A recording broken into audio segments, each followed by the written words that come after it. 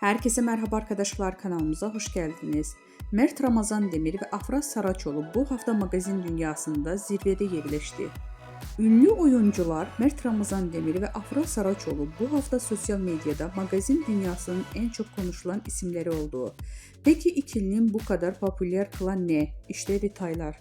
Bu hafta ünlü oyuncu Mert Ramazan Demir, Afra Saraçoğlu sosyal medyada en çok konuşulan, tartışılan isimler arasında zirvede yerleşti.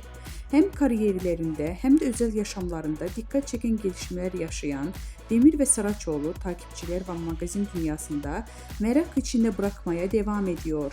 Mert Ramazan Demir son dönemdeki projeleriyle adından sıkça söz ettiriyor.